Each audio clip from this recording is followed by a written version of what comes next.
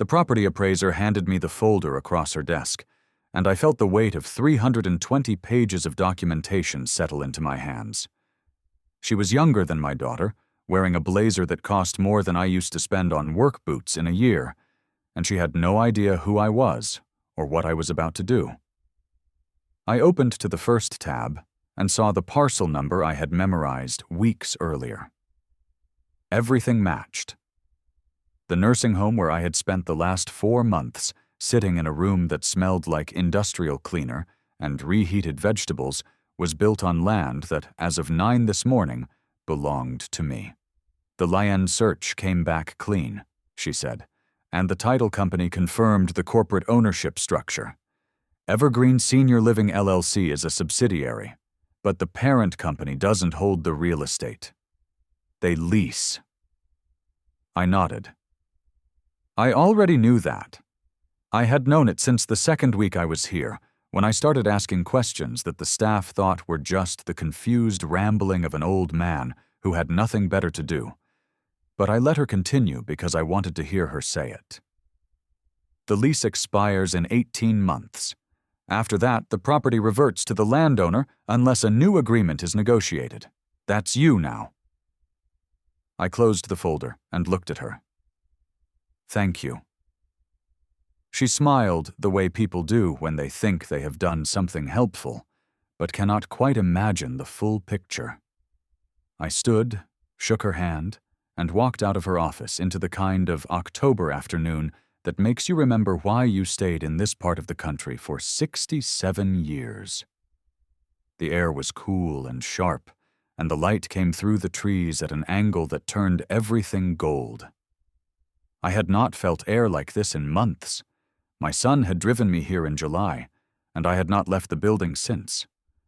I drove myself home in the truck I kept in a storage unit 3 miles from the nursing home, the same truck my children assumed I had sold when they cleaned out my house and moved me into what they called a transition. I had not sold anything. I had moved it. There is a difference. The house was still mine too, though they did not know that either. I had rented it to a young couple with a baby, people who needed space and stability, and who paid on time every month. My son thought I had signed it over as part of the estate planning he kept insisting I needed. I had signed papers, but not those papers. I signed a lease agreement and a property management contract. My son never read past the first page.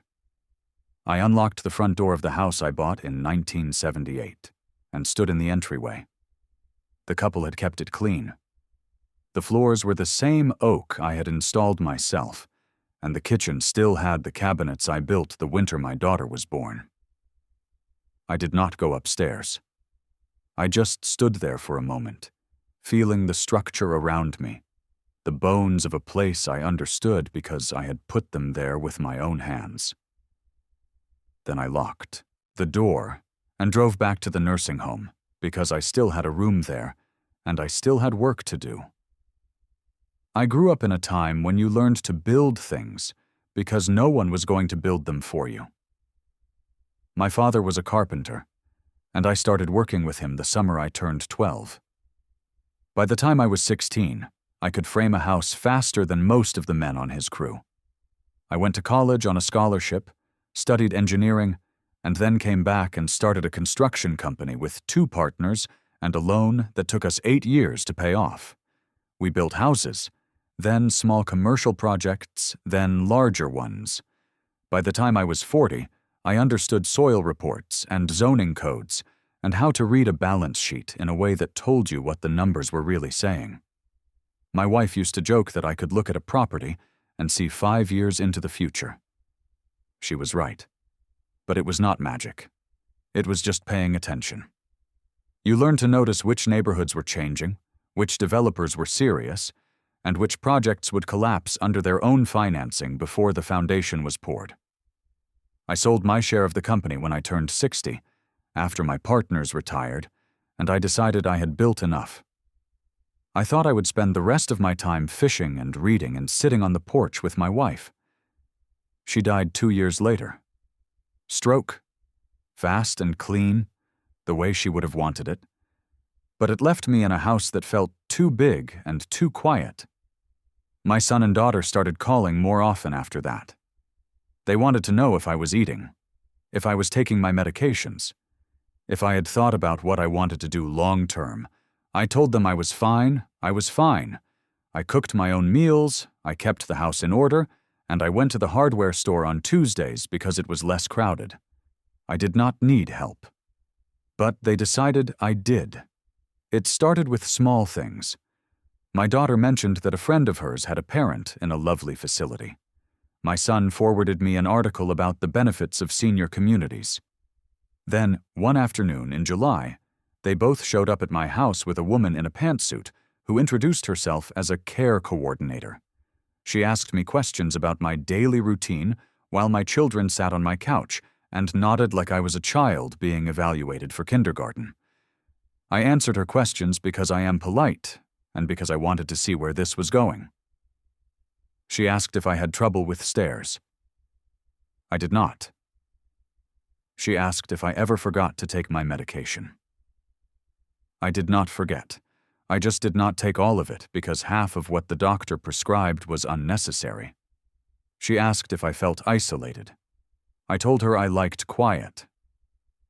She looked at my children, and my son cleared his throat. Dad, we just think it would be good for you to have people around. You know, socialization, activities. I have activities. We mean structured activities, and medical staff on site, just in case. I looked at him, and then at my daughter, who would not meet my eyes. I understood then that this was not a conversation. It was a presentation. They had already decided. When? I asked. My daughter blinked. When what? When do you want me to move? They looked at each other, and I saw the relief cross their faces. They thought I was cooperating. My son said they had already toured a facility and put down a deposit. They could move me in 2 weeks if I was ready. I told them 2 weeks was fine. I spent those 2 weeks organizing my affairs in ways they would not notice until it mattered. The nursing home was called Evergreen Meadows, which was the kind of name that told you nothing except that someone in marketing had been told to evoke peace and nature. It was a long, single-story building with a locked memory care wing on one end and independent living on the other. I was placed somewhere in the middle, in a room with a twin bed, a dresser, a television, and a window that looked out at the parking lot. My son carried in my suitcase, and my daughter arranged a small bookshelf she had brought from my house. They stayed for an hour, and then they left. A nurse came in to check my blood pressure and asked if I needed anything. I told her I was fine. She said dinner was at 5:30 in the dining hall, and someone would come get me. I nodded. After she left, I sat on the bed and looked at the room. It was clean and functional, and it had nothing to do with me. That first week, I watched. I have always believed that you learn more by watching than by talking, and there was a lot to see. The staff moved through the building with the efficiency of people who had done the same tasks 1,000 times. They were kind, mostly, but they were busy, and kindness under pressure starts to look like routine. The residents fell into 2 categories. There were the ones who had accepted this as their final station, and there were the ones who were so far gone they did not know where they were. I did not fit into either group, and that made me invisible in a useful way. I started asking questions in the second week. Small ones, casual. I asked the maintenance man why the West Wing always smelled like mildew. He said there was a drainage issue they were waiting to fix. I asked the cook why the menu repeated every 9 days. She said it was corporate policy. I asked the administrator, a man named Gordon who wore ties that did not match his shirts, how long the facility had been open. He said 6 years. I asked if they owned the building. He said they leased it. That was the question that mattered. I spent the next 2 weeks in the small library they had set up in the common area, using the single computer they provided for residents who wanted to check email. I did not check email. I looked up property records. I found the parcel number for the land beneath Evergreen Meadows and traced the ownership back through 3 transfers. The current owner was a limited liability company registered in Delaware, which told me someone wanted privacy. I pulled the lease agreement from the county records. It was a 10-year lease with an option to renew, and the option had not been exercised. The lease was set to expire in 18 months. I called my accountant, a woman I had worked with for 30 years, and asked her to pull the financials for Evergreen Senior Living and its parent company. She called me back 2 days later and said they were leveraged to the ceiling. The parent company had expanded too fast, buying up facilities across the state, and now they were bleeding cash. The facilities were profitable, but the debt service was killing them. She asked me why I wanted to know. I told her I was curious. Then I called a title company and asked what it would take to buy the land under the nursing home. The first thing I learned was that the LLC in Delaware was owned by a man in his 80s who lived in Arizona and had bought the land in 1963 as an investment. He had leased it out for decades, first to a church, then to a daycare, and now to Evergreen. He had no children, and according to the title company, he was preparing to liquidate his assets. They thought he would sell if the offer was reasonable. I made an offer. It was not reasonable. It was low, but it was cash, and it was immediate. The man in Arizona accepted it in 4 days.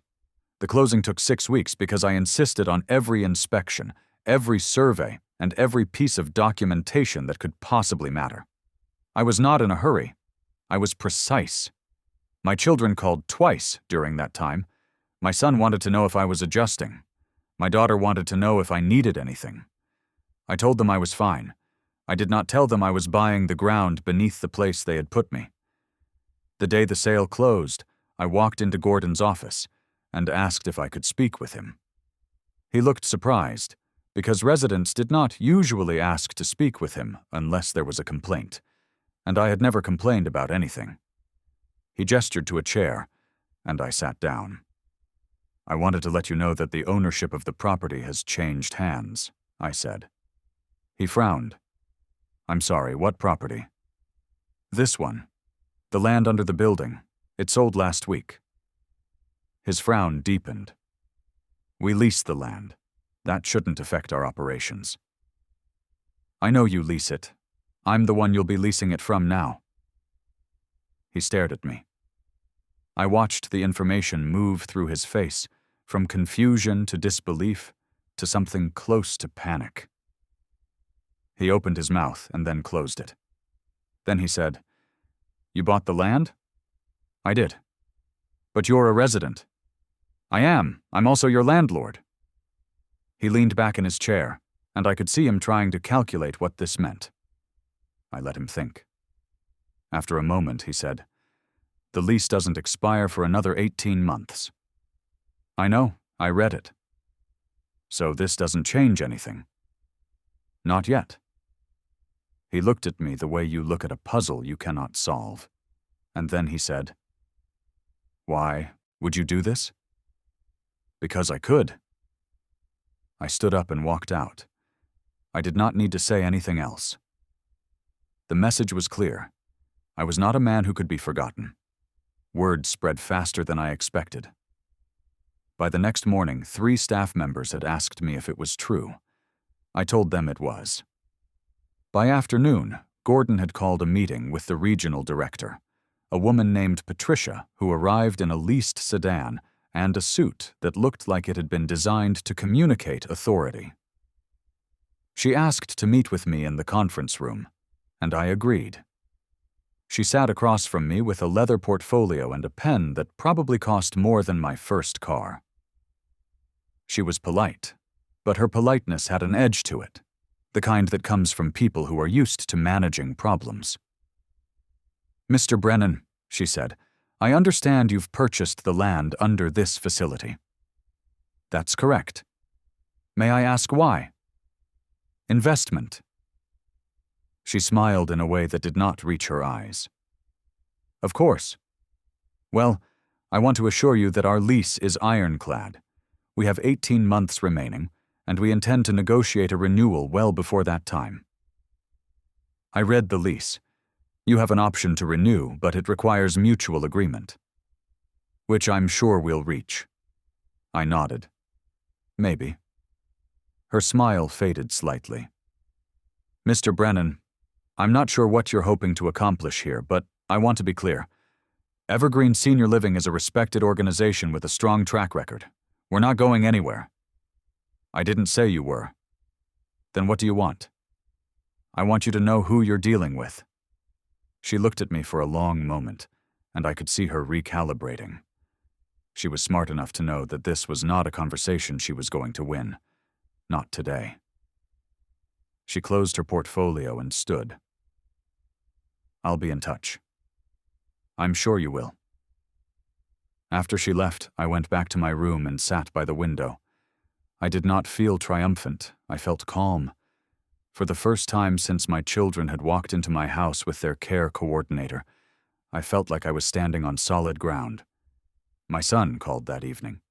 He sounded irritated, which was new. Usually he sounded worried or patronizing. But this was different. Dad, what the hell is going on? What do you mean? I got a call from the nursing home. They said you bought the property? I bought the land. The building is theirs. Why would you do that? Why did you put me here? There was silence on the other end. Then he said, We put you there because we thought it was best for you. You thought it was easiest for you. That's not fair. Neither was this. He was quiet again, and I could hear him breathing, the way he used to when he was a boy and I had caught him in a lie. Finally, he said, What do you want? I want you to understand that I'm not someone you get to decide for. Dad, we weren't trying to control you. We were trying to help. You were trying to stop worrying. There's a difference. He did not have an answer for that. After a moment, he said, Can we talk about this in person? Sure, come visit me. I'm right here. I hung up before he could respond. I did not feel good about it, but I did not feel bad either. I felt like I had drawn a line, and that was something I should have done months ago. My daughter came the next day. She brought flowers, which she set on my dresser without asking where I wanted them. She sat on the edge of the bed and looked at me with the kind of expression that used to work when she was 16 and wanted to borrow the car. Daddy, what's going on? I have always been a softer touch with her than with my son, and she knew it. But I was not 16 anymore, and neither was she. I bought the land under the building. I know, why? Because you put me in a place without asking if I wanted to be here. We thought... I know what you thought. You thought I couldn't take care of myself. You thought I was a problem that needed to be managed. Her eyes filled with tears, and I almost stopped. Almost. But I kept going because this needed to be said. I spent 50 years building things. I raised 2 children. I buried your mother. I've never asked you for anything I couldn't do myself, and the one time you thought I needed help, you didn't ask me. You decided for me. We were scared, she said, and her voice broke. Of what? That you'd fall. That you'd forget something. That we'd get a call in the middle of the night and it would be too late. I looked at her, and for the first time I saw past my own anger and saw hers. She was scared. They both were. But fear does not give you the right to take someone's life away. I understand that, I said. But you could have asked. Would you have said yes? No, but you still should have asked. She wiped her eyes and stood. So what happens now? Now I'm your landlord, and in 18 months when their lease is up, I'll decide whether to renew it. And if you don't, then they'll have to move, and I'll have to decide where I want to live. She stared at me, and I could see her trying to figure out if I was serious. I was. You'd shut this place down? If I needed to. She shook her head and walked to the door. Before she left, she turned back and said, "You've changed." "No," I said. "I just stopped letting you think I had." The next few weeks were quiet. My children did not call, and I did not reach out. I went to meals in the dining hall, I attended the chair yoga class on Thursdays because it was something to do, and I spent my afternoons reading in the library. The staff treated me differently now. Not worse, but differently. They were careful around me, the way you were careful around someone who has power you did not know they had. Gordon avoided me entirely, which was fine. I did not need to talk to him. I had made my point. In November, I received a letter from Patricia. It was formal and polite, and it proposed a meeting to discuss the lease renewal. She suggested a date in January, well before the lease expired, and she expressed confidence that we could reach terms that would be beneficial for both parties. I wrote back and agreed to the meeting. I did not say anything else. Christmas came, and my children sent cards. My son's had a generic message about family and togetherness. My daughter's was handwritten, and she said she hoped I was well. Neither of them visited. I did not expect them to. I spent Christmas Day in my room, reading a book about the construction of the Brooklyn Bridge. It was a project that took 14 years and cost 20 lives, and it stood because the men who built it understood that some things are worth the cost. I thought about that a lot. In January, I met with Patricia and Gordon in the conference room. They brought a lawyer, a young man with a briefcase and a nervous energy that told me he had been told this was important. I brought my accountant, who had seen me through worse negotiations than this. Patricia opened with a presentation. She talked about Evergreen's commitment to quality care, their growth trajectory, and their plans for facility improvements. She showed me charts and graphs that were designed to make me feel like I was part of something larger than myself. Then she made an offer. They would renew the lease for another 10 years at a 15% increase in rent, with an option to buy the land at the end of the term. I listened to all of it. Then I said no. She blinked. "I'm sorry? No, I'm not interested in a 10-year lease. What are you interested in?" "A 5-year lease at a 30% increase, with annual escalators tied to the consumer price index. No option to buy."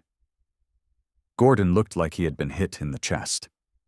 Patricia kept her face neutral, but I could see the wheels turning.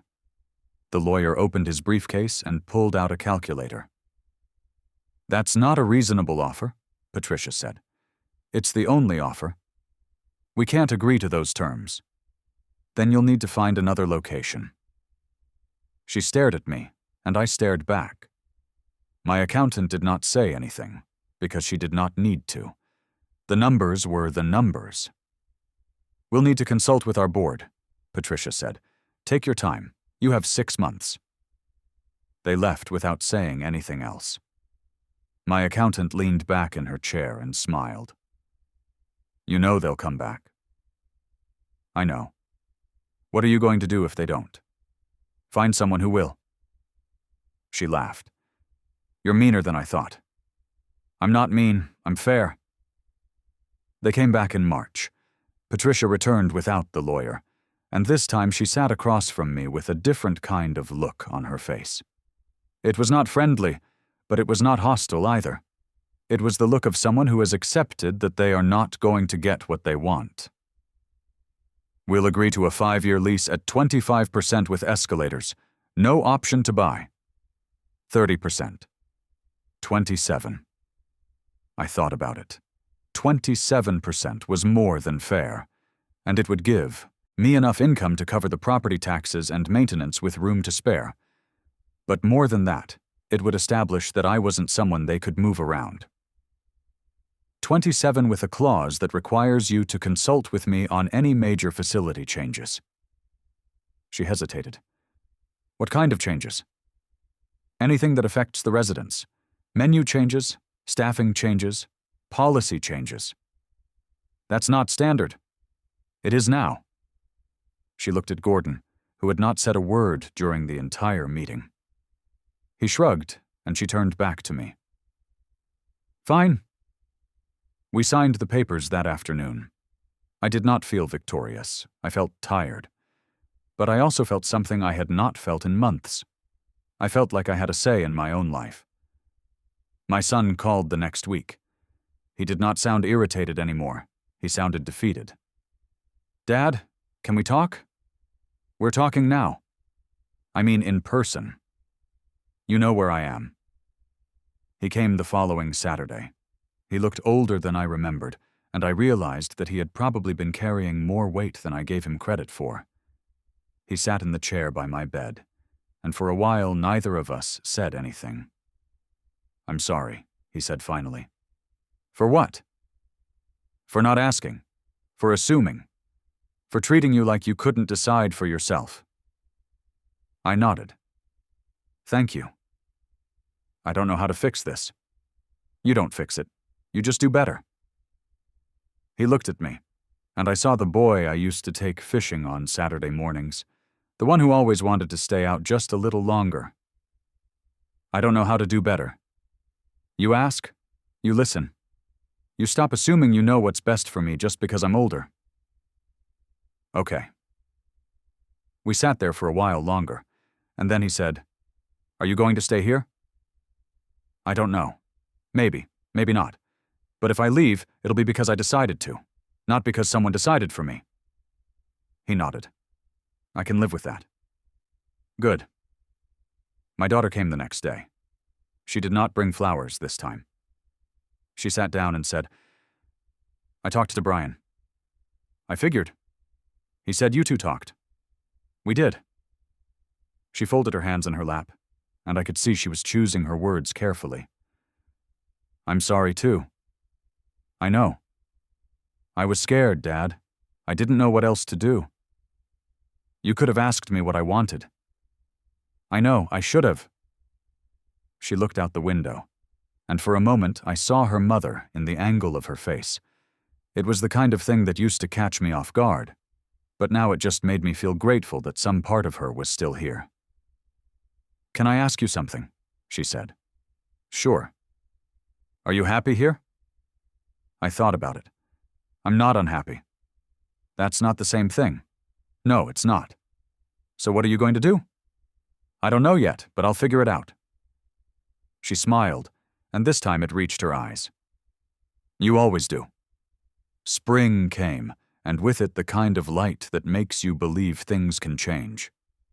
I started walking the grounds in the mornings, a loop around the building that took me past the garden beds the activities director had planted, with help from a few of the residents.